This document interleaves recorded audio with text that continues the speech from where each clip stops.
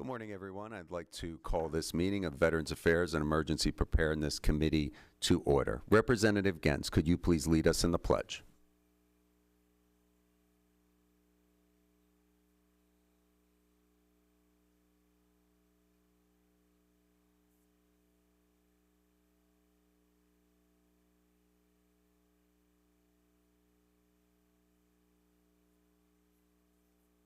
Jamie, please call the roll. Chairman Solomon, Here. Representative Borowski, designation, Representative Brown, Representative Doherty, Here. Representative Genst, Here.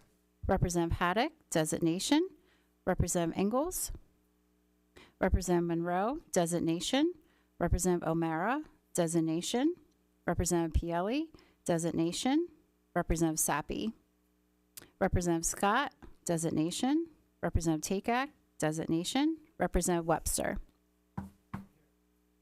Chairman Gillen, Here. Representative Banta, Representative Bashline, Representative Cooper, Representative Ham, Representative Kerwin, Representative Krupa, Representative Major, Representative Rigby, Here. Representative Stender is here, Timing. Representative Watro, Present. Representative Williams. Here. We have a quorum. Thank you, Jamie. First item of business, we will turn to House Resolution 14, authored by Representative Benninghoff. I will take a motion from Representative Craig Williams, seconded by Representative Brown, to bring up the resolution. Mike, could you please provide an overview? House Resolution 14 designates April 12, 2025 as Volunteer Firefighter Day in Pennsylvania. Are there any comments or questions about the resolution? Chairman Gillen. We have a great debt of gratitude to our volunteer firefighters, and for many, many years we've been losing volunteers, and anything we can do to recognize them and appreciate them, I wholeheartedly support. Thank you, Mr. Chairman. Thank you, Chairman Gillen. Are there any negative votes? Representative Takak and Representative Borowski have joined us. Are there any negative votes? Seeing none, the resolution passes unanimously and will head to the floor. Up next is House Resolution 93, authored by Representative Webster.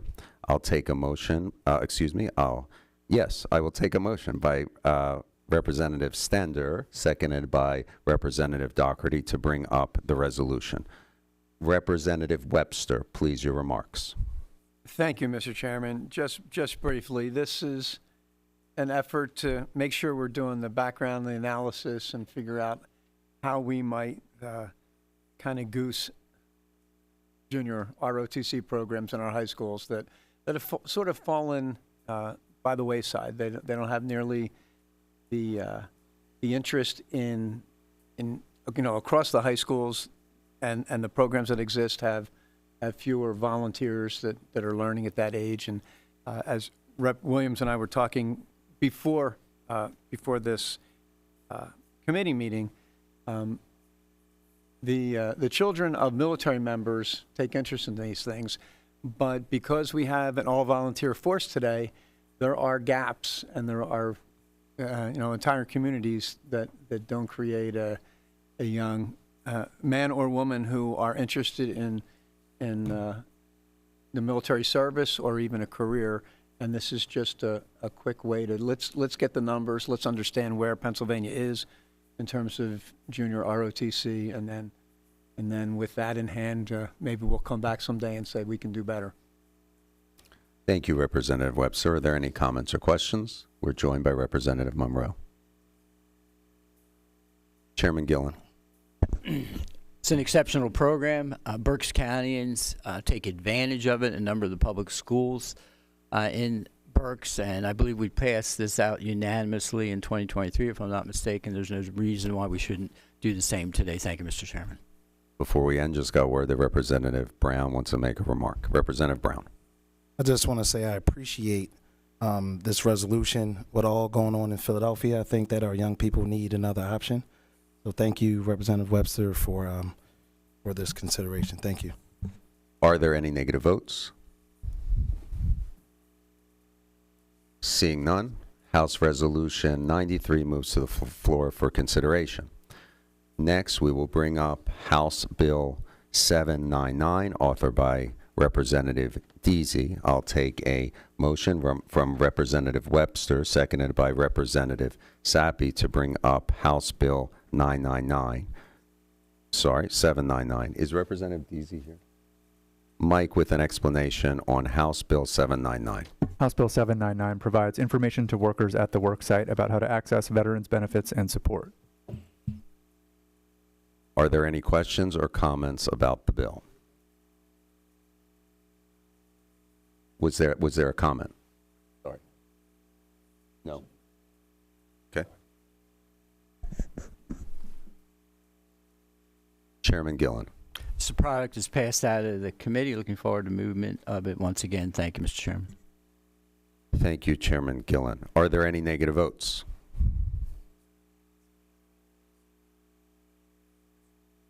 We're good? Okay. House Bill 799 moves to the floor unanimously for consideration. Up next is Representative Inglis with House Bill 993.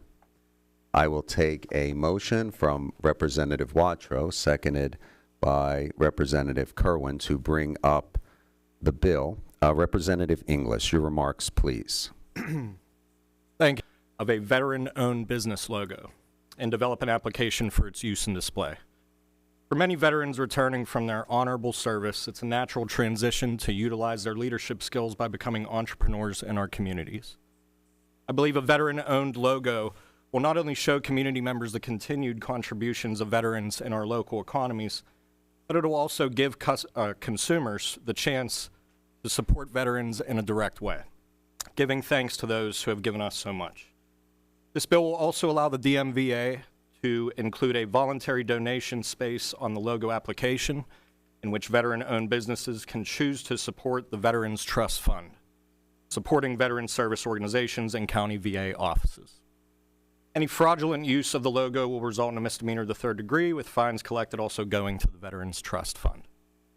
Businesses with 51% or greater ownership by veterans will qualify, with the DMVA having the authority to issue further guidelines for implementation. I hope this bill can provide an additional symbol, in addition to the yellow ribbon, that recognizes veterans not just during times of war and service, but as they continue in a return to civilian life. I'm pleased to be working with Representative Bashline on this bill, as he has joined me as a co-prime sponsor, and I ask my colleagues to vote yes on House Bill 993, and I thank the chair for my time. Thank you, Representative Inglis. Representative Bashline, for your remarks. Thank you, Chairman. I want to reiterate my colleagues' remarks on the transition from veteran to business owner and the importance of in our communities to support these businesses. I know in my own district there are from barbershops to butchers to sportsmen outlets, all veteran-owned, and constituents in my district appreciate their service and their continued service to the community as business owners, and that's why I was very happy to sign on and wholeheartedly support this bill. Thank you. Thank you, Representative. Representative Brown. Yeah, thank you both for sponsoring this bill. I just have a question. Is there anywhere in this bill that maybe the veteran-owned businesses can get some kind of like grant or for training to bring them into this current century with like all the technology and everything like that? That's not part of the original bill, no, but no. Certainly open to amendments. Yeah, because I fully support this. In my district, I see veterans that start businesses, but they can't keep up. You know, so when we do get them the logo, it's going to come with social media and online sales and all that. So if we can try to figure out some ways to add that to this legislation, I think that'd be great and helpful for them. Sure, let's talk about it. Thank you, Representative Brown. Comments, questions? Chairman Gillen. My understanding is the construct of this legislation shouldn't in any way be construed as an endorsement by the Commonwealth of any particular business. Is that the basis of the understanding of those that have constructed the bill. That's correct, Chair. As far as state approval, which is indicated in the bill, and eligibility to have the logo, does it extend beyond the 51% majority ownership status by a veteran? In other words, the guidelines and the eligibility requirements, do they stretch beyond simply establishing that it is a majority veteran-owned business? So the bill itself will, the eligibility requirement under the bill is the 51%, but the DMVA may have additional, additional requests in terms of eligibility and implementation. The DMV would oversee anything further as they see fit. Right. I'm certainly wholeheartedly supportive of the bill. I think at some point down the line, I'm prepared to offer an affirmative vote, and I would recommend it. We might want to take a look at whether other agencies and state government could best facilitate and implement that have a little bit more experience in that area. But I commend the makers of the bill. Thank you, Mr. Chairman. And Chairman Gillen, just on your point, page 2, line 11, the logo type shall not include any language that may be construed as an endorsement by the Commonwealth and shall only indicate that the business is a veteran-owned business. Just to underline that point. Are there any negative votes?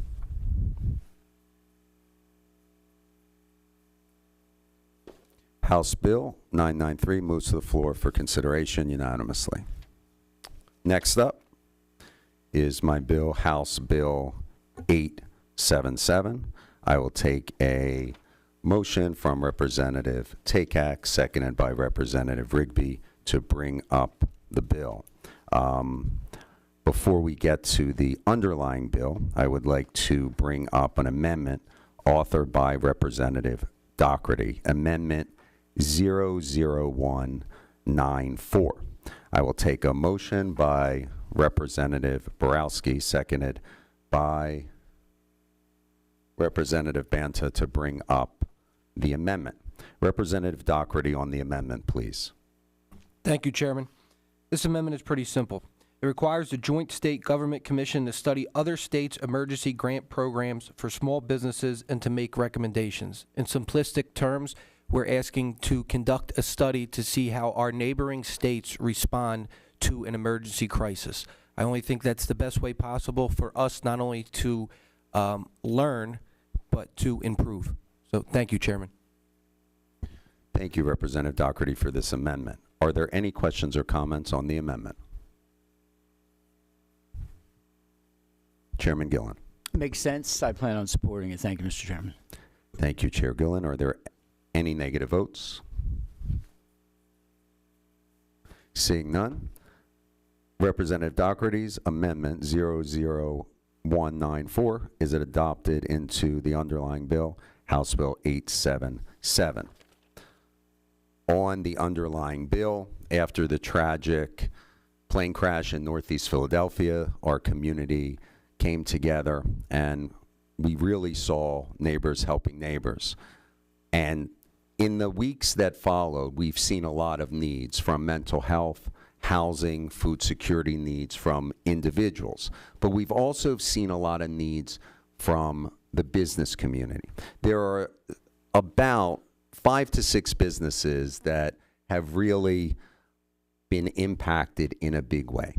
This piece of legislation will ensure that those businesses get the assistance they need, both in the financial assistance, but I would argue even more importantly through the CDFI network in the technical expertise to ensure these businesses get back off their feet and become really positive contributing members of our business community in the Northeast.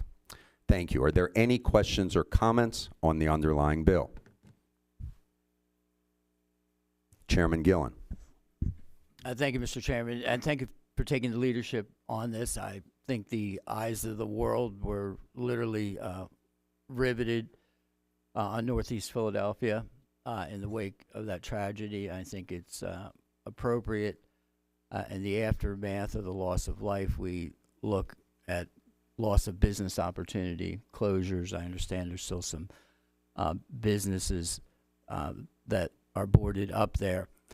Two questions. Don't want to be impolite, but relative to ongoing litigation, lawsuits, I know with the Norfolk and Southern derailment, there was hundreds of millions of dollars remediation. I don't think that is the dimension we're talking about here. But regarding ongoing lawsuits, are they anticipated to be plugging any of the holes relative to businesses that have been disenfranchised? I don't know the lawsuits that are being contemplated or if they have been filed. Okay.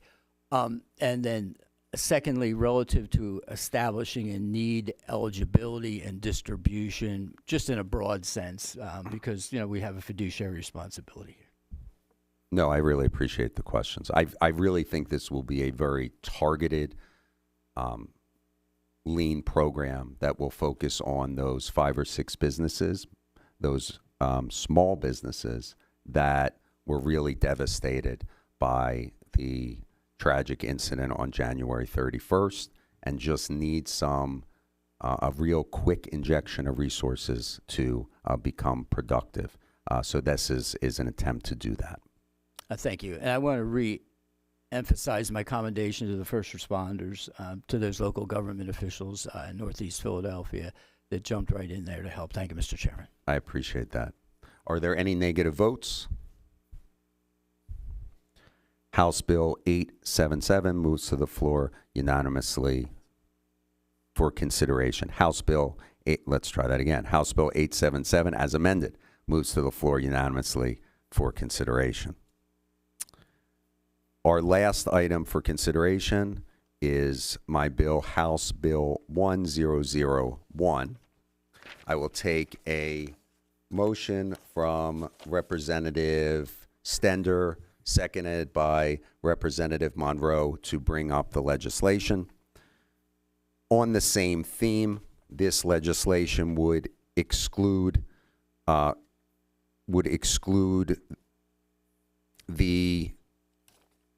be very specific, any payments to individuals, similar, as the chairman brought up, to the Ohio train derailment, or we use this provision, we added this provision to this chapter during COVID to ensure that individuals' income as a result of any payments that they receive in the midst of an emergency would not be considered income under the Act and therefore would not be taxable. Are there any questions on the bill? Chairman Gillen. Yeah, I wholeheartedly support this. I think it would be inappropriate for the government, with one hand, to be assisting, and the other hand, to withdrawing some of that assistance through taxation. Thank you, Mr. Chairman. Thank you, Chairman Gillen. Are there any negative votes? House Bill 1001 moves to the floor for consideration. Is there any other business to consider? Just very Chairman Gillen.